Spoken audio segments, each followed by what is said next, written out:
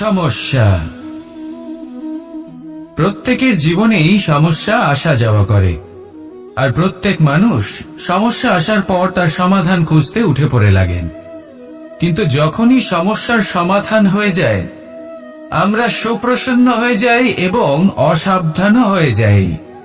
আমাদের মনে হয় যে আমরা সম্পূর্ণরূপে সমস্যার অন্ত করেছি, কিন্তু কোথাও না কোথাও একটা ছোট্ট বীজ রয়েই যায়, আর সেই বীজ আমাদের অসাবধানতার ছত্রছায়ায় বড় হতে থাকে, আর তারপর মহা সংকট হয়ে আবার আমাদের উপর আক্রমণ করে। এই সংকট যে কোনো রূপে আসতে পারে, কোনো শত্রুর রূপেও আসতে পারে, বা কোনো মহামারীর রূপেও আসতে পারে। সেই জন্য সব সময় সাবধান থাকাই উচিত, কারণ অসাবধান হলে কি হয়, আমাদের সুরক্ষা চক্রে একটা ছেদ উৎপন্ন হয়, আর আমাদের শেষ করতে পারে এমন এক বাণ সেই ছেদ বিন্দু হয়ে আমাদের হৃদয়ে প্রবেশ করতে পারে। তাই যে কোনো সমস্যার সমাধান করুন, জয়ী হন, উৎসব পালন করুন, কিন্তু সাবধানে থাকবেন। আসুন আর আমার সাথে ভালোবেসে বলুন, রাধা রাধা। কর্ম, ধর্ম আর কর্তব্য, এই তিনটি একে অপরের সাথে জড়িত, আর অনেক সময় এই তিনটি পালন করতে করতে আমাদের সেই ব্যক্তির সামনে গিয়ে দাঁড়াতে হয়, তার বিরুদ্ধেই যেতে হয়, যাকে আমরা সব থেকে বেশি ভালোবাসি। কিন্তু সেইখানেই যুদ্ধ, কোনো ব্যক্তিগত যুদ্ধ থাকে না। এ হলো কর্ম, ধর্ম আর কর্তব্যের যুদ্ধ। এটা সরল নয়, অত্যন্ত কঠিন হয় তার সম্মুখীন হওয়া যাকে আমরা সব থেকে বেশি সম্মান করি। কিন্তু আমাদের তো আমাদের ধর্মের পথে চলতেই হবে, কারণ আমরা কর্মবদ্ধ, কর্তব্যবদ্ধ, আর এটাই করা উচিত।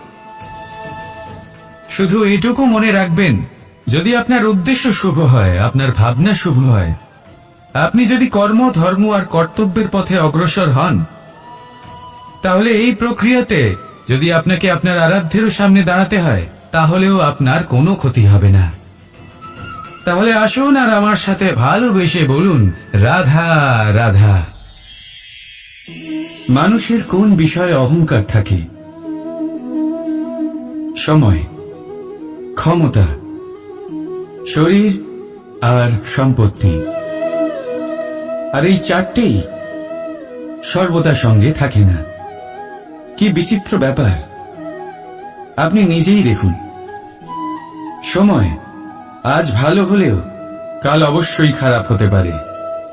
ক্ষমতা আজ আপনার থাকলেও কাল তা নাও থাকতে পারে। এই শরীরটা তো নশ্বরই বটে।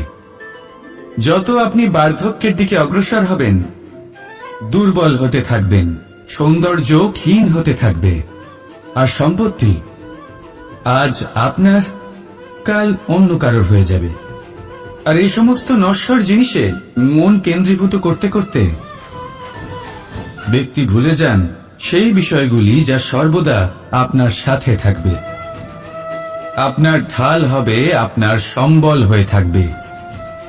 আর তা হল আপনার স্বভাব, বুদ্ধি, সৎসঙ্গ আর খাঁটি সম্পর্ক।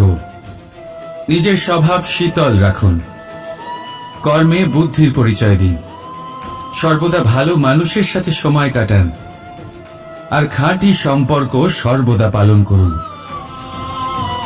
জীবনে সর্বদা সুখী হবেন। রাধা রাধা। আমরা কর্ম করি, আর সেই কর্ম অনুসারে আমাদের তার ফল প্রাপ্ত হয়। এখন এই কর্ম আরো শ্রেষ্ঠ হতে থাকে, আমরা আরো প্রেরিত হতে থাকি। তার জন্য আমরা বড় বড় জ্ঞানীদের থেকে প্রভাবশালী, প্রেরণাদায়ক ব্যক্তির সাথে দেখা করার চেষ্টা করি, দেখা করিও। নিজের কর্মের বিষয়ে বিচার করি, আলোচনা করি, তাই তো? কারণ আমাদের কাজ দেখে তাতে বিশেষ মতামত সামনে থাকা ব্যক্তি দিতে পারে। কিন্তু এই পুরো চক্রতে সংসারের সব থেকে গুরুত্বপূর্ণ ব্যক্তির সাথে কথা বলতে আমরা ভুলেই যাই। আপনি কি জানেন সংসারের সব থেকে গুরুত্বপূর্ণ ব্যক্তি কে? স্বয়ং আপনি। হ্যাঁ, আপনি সে। আপনি জীবিত আছেন, তাই এই সংসার জীবিত আছে। আপনি হলেন আপনার সমস্ত কর্মের কেন্দ্র। তাই এবার থেকে প্রতিদিন একটু সময় নিজের জন্য বের করে নিজের সাথে কথা বলুন। নিজেকে বুঝুন, নিজের কর্মকে বুঝুন। কিছু প্রশ্ন আসবে, কিছুর উত্তর পাবেন। আরো কিছু প্রশ্ন আসবে যার উত্তর আপনি অবশ্যই পাবেন, কিন্তু এটা করবেন অবশ্যই, না তো আপনি এই সংসারের সব থেকে গুরুত্বপূর্ণ ব্যক্তির সাথে দেখা করার সুযোগই হারিয়ে ফেলবেন। এবার বলুন, আপনি কি এরকম চাইবেন? রাধা রাধা, প্রেম, ঘৃণা, এই দুই হলো একই শব্দ। কিভাবে? দেখুন না, দুটোতেই আড়াই অক্ষর রয়েছে। দুটোই হলো সেই অনুভূতি যা আমাদের মনের সাথে জড়িত, আর এই দুই অনুভূতির সাথে জড়িত মানুষ আমাদের জন্য গুরুত্বপূর্ণ। পার্থক্য শুধু এটাই যে প্রেম পায় সম্মান আর ঘৃণাকে করা হয় অবজ্ঞা। এরকম কেন? কারণ প্রেম হলো সেই অনুভূতি যেখানে মানুষ সব কিছু দিয়ে দিতে চায়, সব কিছু লুটিয়ে দিতে চায়। সেখানে ঘৃণা হলো এমন অনুভূতি যেখানে মানুষ সবকিছু কেড়ে নিতে চায়, সবকিছু জিতে নিতে চায়। তাও প্রেমের অনুভূতি কখনো আপনাকে হারতে দেয় না, আর ঘৃণার অনুভূতি কখনো আপনাকে জিততে দেয় না। এবার কি করবেন আপনি? একটাই জীবন। ঘৃণার সাথে বাঁচবেন নাকি প্রেমের সাথে? আমি তো প্রেমকেই চয়ন করব। রাধা রাধা। পাওয়া এবং হারিয়ে ফেলা, এই দুই হলো জীবনের অভিন্ন অঙ্গ। আমরা যেমন কিছু পেয়ে থাকি, তেমন কিছু হারিয়েও থাকি। কিছু স্বপ্ন সার্থক হয়, আবার কিছু লক্ষ্য অপূর্ণই থেকে যায়। জীবনে এটা হয়েই থাকে, প্রত্যেকের জীবনেই এটা হয়ে থাকে। কিন্তু কারোর সাথে দেখা হলে আমরা কি ধরনের কথা বলি? আমরা সেই কথাই বলি যা আমরা হারিয়েছি। নিজেও দুঃখ পাই, আবার সামনের মানুষটাকেও দুঃখ দিই। তার থেকে অন্যরকম কিছু করার চেষ্টা করুন, ধনাত্মক চিন্তা করার চেষ্টা করুন। মন সেদিকেই দিন। স্মরণ শুধুমাত্র তাকেই করুন, গুরুত্ব তাকেই দিন যিনি আপনার কাছে রয়েছেন। যিনি আপনার কাছে নেই তার আশায় কষ্ট কেন পাচ্ছেন আপনি? সেগুলিকেই প্রাধান্য দিন যা আজ এখন বর্তমানে আপনার কাছে রয়েছে। যেমন আমি কংস মামাকে স্মরণ করি না, যিনি আমার ছেলেবেলা নষ্ট করে দিয়েছেন। আমি স্মরণ করি আমার যশোদা মাকে, আমার বলরাম দাদাকে, আমার রাধাকে, যারা আমার জীবনকে ভরিয়ে তুলেছেন। আপনিও ঠিক এটাই করুন, আর আমার সাথে ভালোবেসে বলুন, রাধা রাধা। কথায় বলা হয়, জীবনে ভালোবাসাই হলো সুখের মূল। এটা সত্য। এবার প্রশ্ন হলো এটাই যে এই ভালোবাসা কার সাথে করা উচিত? যদি আপনি কিছুক্ষণের জন্য সুখ পেতে চান, তাহলে ভালোবাসুন নিজের রুচি মতো। যদি আপনি কিছুদিনের জন্য সুখ পেতে চান, ভালোবাসুন নিজের বন্ধুদের। যদি আপনি কয়েক মাসের জন্য, কয়েক বছর বা অনেক বছরের জন্য সুখী হতে চান, তাহলে ভালোবাসুন নিজের পরিবারকে, মাতা পিতা, নিজের সন্তান, স্বামী স্ত্রী, নিজের আত্মীয়দের। কিন্তু যদি আপনি চিরকালের জন্য সুখী হতে চান, তাহলে ভালোবাসতে হবে শুধু নিজের কর্মগুলিকে। কারণ সম্পর্ক যেমনই হোক না কেন, কখনো না কখনো ভেঙে যাবেই। এই সংসার হলো এমনই যে যাদের সঙ্গ আমরা পাই, তাদের সঙ্গ একদিন ত্যাগ করতে হয়। শুধু কর্মই হলো এমন এক সঙ্গ যা কখনো আপনাকে ত্যাগ করবে না। আপনার মৃত্যুর পরেও এই কর্ম আপনাকে বাঁচিয়ে রাখবে। তাই সবসময় মনে রাখবেন, এই কর্ম ধর্ম মনে করে পালন করা উচিত। জীবনের শেষ মুহূর্ত পর্যন্ত কর্মকে ভালোবাসুন। জীবনের শেষ মুহূর্ত পর্যন্ত সুখে থাকবেন। আর আমি তো সবসময় বলি, শুধু কর্ম করতে থাকো, ফলের চিন্তা করো না। তাহলে আসুন আর আমার সাথে ভালোবেসে বলুন, রাধা রাধা। সদিচ্ছা। দেখতে গেলে 3 অক্ষরে তৈরি এই শব্দ, কিন্তু সমস্ত ত্রিলোক তার উপরেই আধারিত। আপনি এই সংসারে এসেছেন, তখন অবশ্যই শ্বাস নেবেন, কিন্তু তার বদলে আপনাকে কিছু তো দিতেই হবে। আপনার উপর নির্ভর করছে আপনি কি দেবেন। কি দেবেন এই সংসারকে, এই সমাজকে, নিজের পরিবারকে, আর তার বদলে কি নেবেন? যশ নাকি অপযশ? দেখুন, এক ছিল রাবণ, যে কিনা সমুদ্র পার করল সীতাকে অপহরণ করার জন্য, আর এক ছিলেন রামচন্দ্র, যিনি সমুদ্র পার করেছিলেন, সেতু বানিয়ে গিয়েছিলেন সীতাকে ফিরিয়ে নিয়ে আসার জন্য। দুজনেই সমুদ্র পার করেছিলেন, শুধু পার্থক্য ছিল সদিচ্ছাকে বোঝার, লক্ষ্যের। অনেক মানুষের যাত্রা একরকম হতেই পারে, কিন্তু আনন্দ তখনই লাভ করবেন যখন লক্ষ্য শুভ হবে, মহান হবে। এই লক্ষ্য দিয়ে এই সংসারের কল্যাণ হবে এবং মানুষের সম্মান হবে। যদি আপনার সংকল্প উচিত হয়, তাহলে আপনার লক্ষ্য উচিতই হবে, নয়তো শুধুমাত্র বিনাশ হবে। আর উচিত এটাই হবে যে বিনাশের হাত থেকে যেন নিজেকে বাঁচানো যায়, কি বলেন? তাই জীবনে যে লক্ষ্য স্থির করছেন, মনে রাখবেন তা যেন শুভ লক্ষ্য হয়। যদি এরকম হয়, তাহলে আপনার যাত্রা, আপনার জীবন দুটোই শুভময় হবে। আসুন আর আমার সাথে ভালোবেসে বলুন, রাধা রাধা।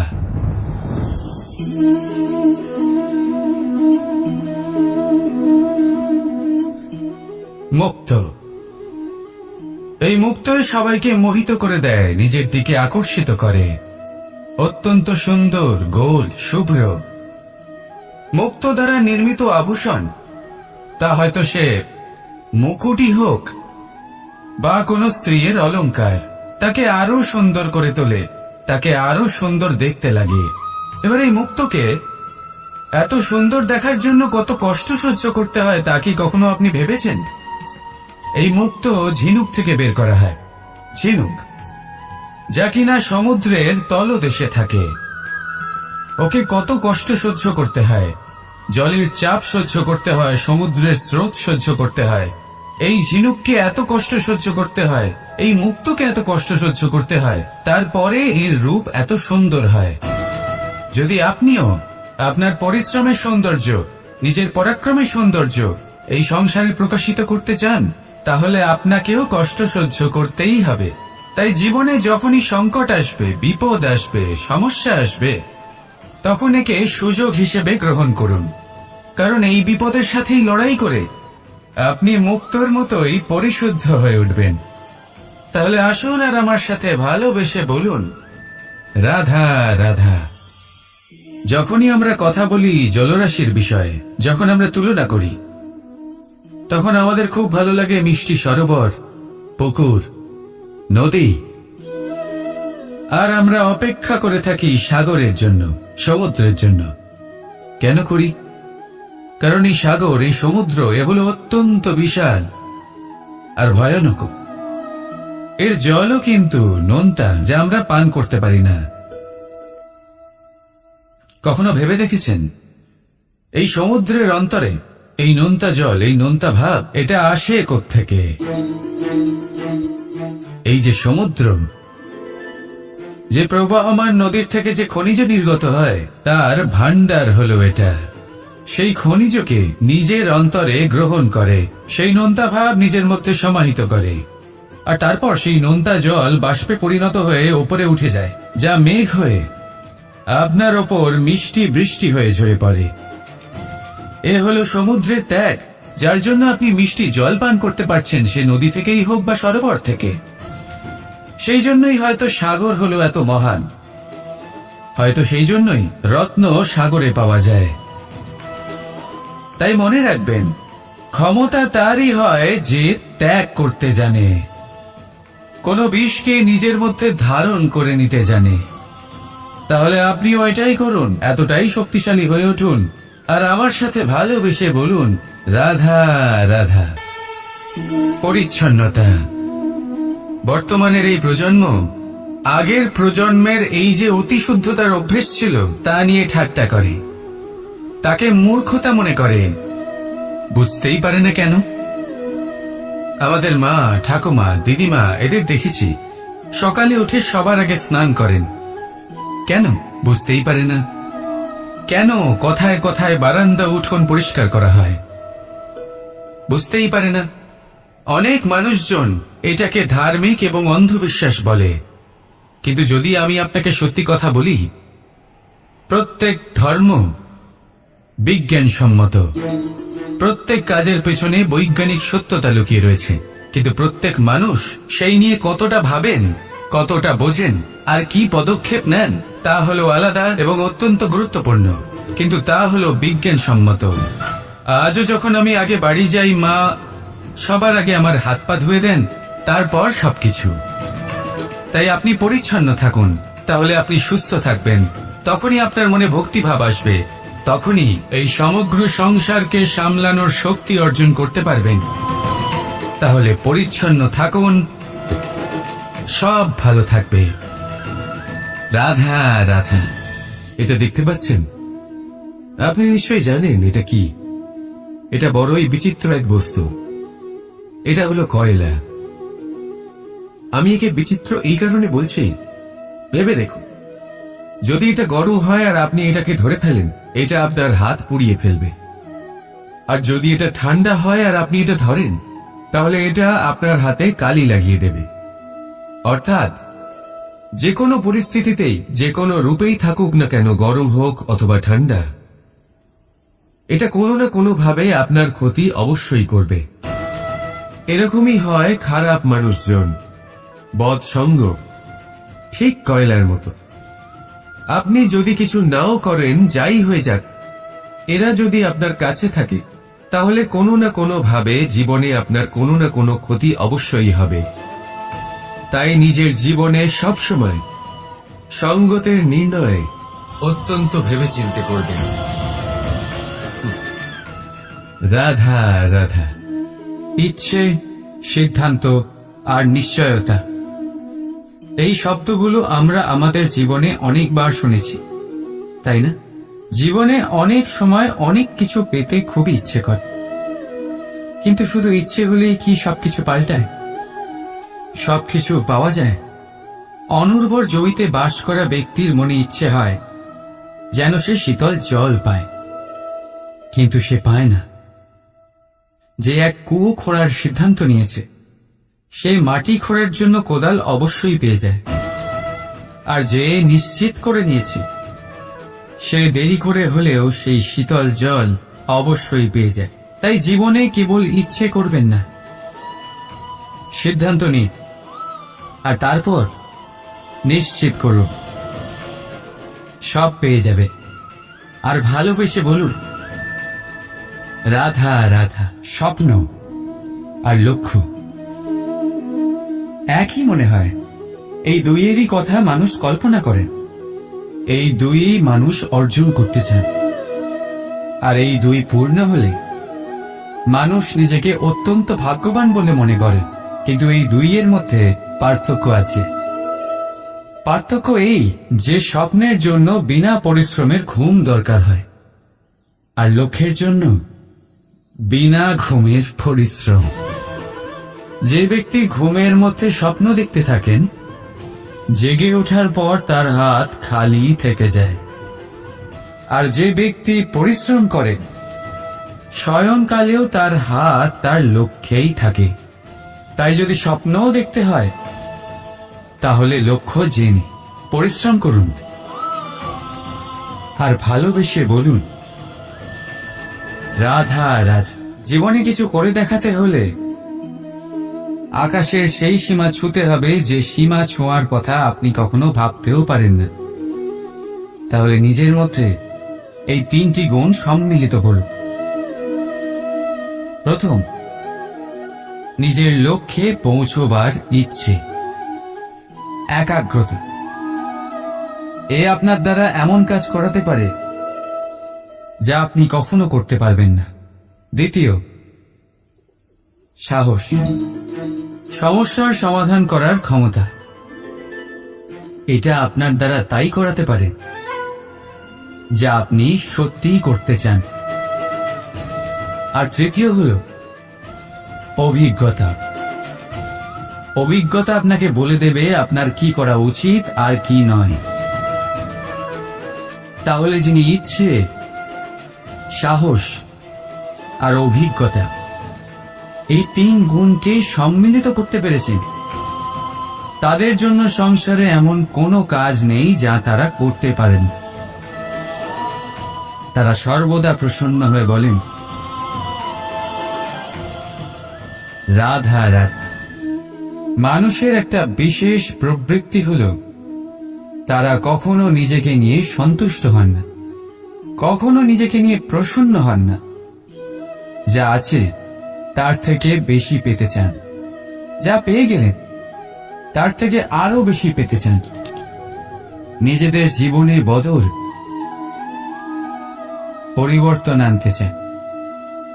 আর এই প্রবৃত্তি এই সংসারের সবচেয়ে মহান,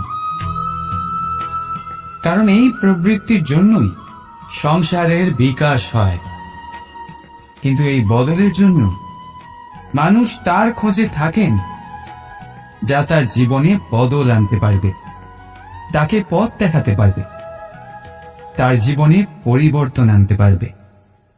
আর তাই মানুষ সংসার জুড়ে তাকেই খোঁজেন যিনি তার পাশেই আছেন।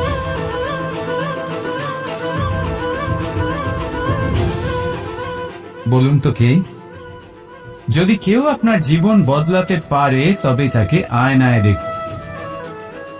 আপনি নিজেই সে যে নিজের জীবন বদলাতে পারে, নিজেই নিজের পথপ্রদর্শক হতে পারে,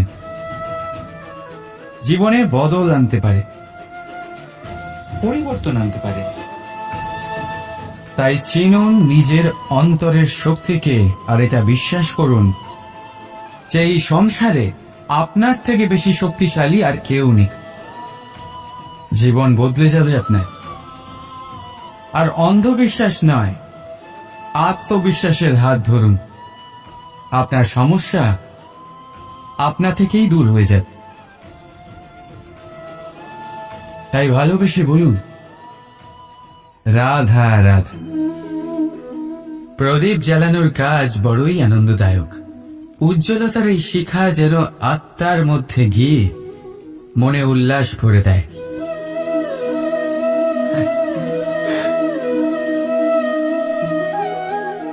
এই আমি কি করলাম? আমি একে নিভিয়ে দিলাম, অথচ এই দিয়েই আমি অন্য প্রদীপগুলি জ্বালিয়েছিলাম। কারণ যতক্ষণ এই শিখা অন্য প্রদীপগুলিকে জ্বালাচ্ছিল ততক্ষণ এই নিজেও জ্বলছিল। কিন্তু যেই ও এই কাজ করা ছেড়ে দিল তখন একেও নিভতে হল। বুঝলেন? সেরকমই জীবন হল উজ্জ্বলতা দেওয়ার আরেক নাম।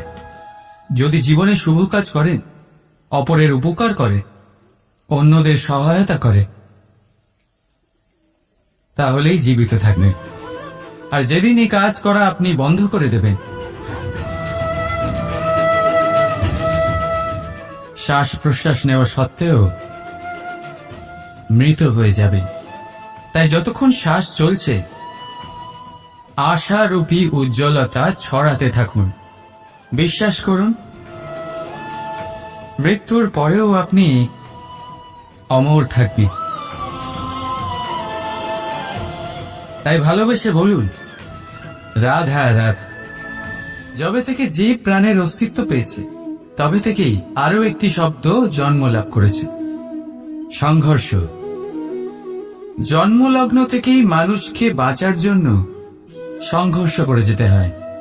কখনো নিজের লক্ষ্যে পৌঁছবার জন্য সংঘর্ষ করতে হয়, আর কখনো যা পেয়েছেন তাকে রক্ষার জন্য সংঘর্ষ করতে হয়।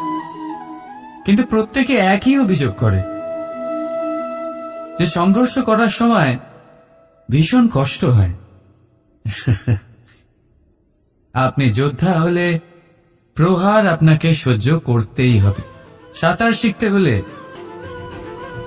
জলে আপনাকে প্রবেশ করতেই হবে। পায়ের তলায় তাদেরই কড়া পড়ে যারা রোজ হাঁটেন, আর যারা হাঁটেন তারা নিজেদের লক্ষ্যে অবশ্যই পৌঁছন। তাই মনে রাখবেন, জীবন ততক্ষণই আছে যতক্ষণ কর্ম করবেন। তাই সংঘর্ষ করতে থাকুন, কষ্ট ভুলে যান, আর আমার সাথে ভালোবেসে বলুন, রাধা রাধা। মানুষ সর্বদা ফলাফলের কথা ভাবে, যে আমি যা করতে চলেছি তার ফল কি হবে, তার পরিণাম কি হবে। কিন্তু এর চিন্তা কেন? কারণ কর্ম যদি শুভ হয় তাহলে তার পরিণাম খারাপ হতেই পারে না। শুভ চিন্তা নিয়ে যারা কর্ম করেন তাদের ফলের চিন্তা কিসের? যারা ফুল বিক্রি করেন তাদের মাঝে সাঝে কাঁটা নিশ্চয়ই ফোটে, কিন্তু সুগন্ধ তাদের হাতে থেকেই যায়।